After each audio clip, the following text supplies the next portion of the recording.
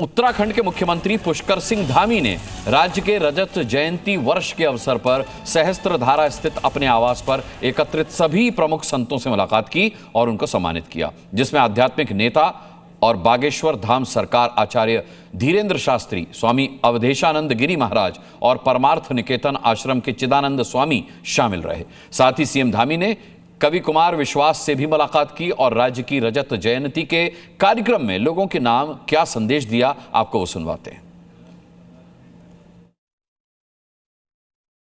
बहुत जो यहाँ पर स्पर्श हिमालय महोत्सव इसका आयोजन हो रहा है, इसमें पूरे देश और दुनिया के संस्कृत प्रेमी, कला प्रेमी, साहित्य प्रेमी, अनेक विद्वान पूरी दुनिया भर के, देश भर के उनका संयोजन हुआ है। मैं उन सभी का यहाँ पर बहुत देवभूमि पर बहुत स्वागत करता हूँ, सबका अभिनंदन करता हूँ। और निश्चित रूप से ये गांव हमारे अटल जी की जो कवि हृदय था, उनकी स्मृति में बनाया गया, उनके स्मरण में बनाया गया।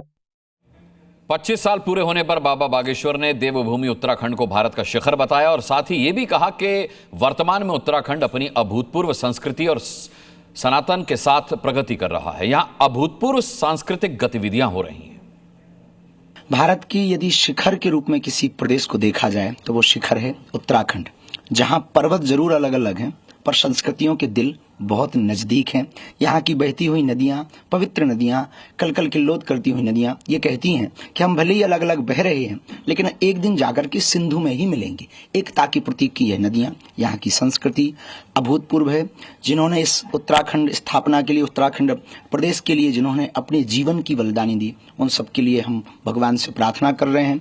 और वर्तमान में यह उत्तराखंड अभूतपूर्व संस्कृति और संतति से आगे बढ़ रहा है। अभूतपूर्व तरीके से यहाँ पर संस्कृति के कार्य हो रहे हैं। कार्यक्रम में पहुंचे कवि कुमार विश्वास ने कहा कि प्रकृति की कृपा, धर्म की गरिमा, संस्कृति की उन्नति और पर्यावरण की शुद्धता से मापा जाए तो उत्तराखंड भारत का सबसे समृद्ध राज्य है।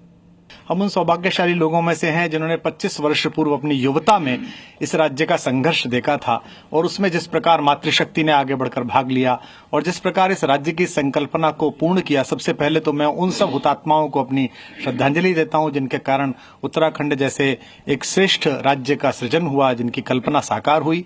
और इसको बनाने में जिन सब की योजनाएं लगी हैं उनको बहुत शुभकामनाएं। अब ये बहुत शुभ संकल्प है कि एक युवा नेतृत्व के हाथों में, एक ऐसे मुख्यमंत्री के हाथों में जो स्वप्नद्रष्टा हैं, जो विनम्र हैं, जो सांस्कृतिक मर्यादाओं के प्रति सचेत हैं, धर्म के प्रति उन्मुख हैं, उन्होंने इस राज्य की कमान संभाली और अब जिस तरह से प्रधानमंत्री जी के नेतृत्व में उत्तराखंड विकास के पथ पर है वो दृष्टिगोचर है।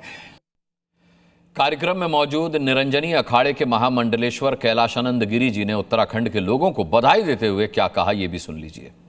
मुझे लगता है कि उत्तराखंड देवभूमि है और उत्तराखंड में पहली बार कोई ऐसा मुख्यमंत्री आया जिसने लव जिहाद, लैंड जिहाद और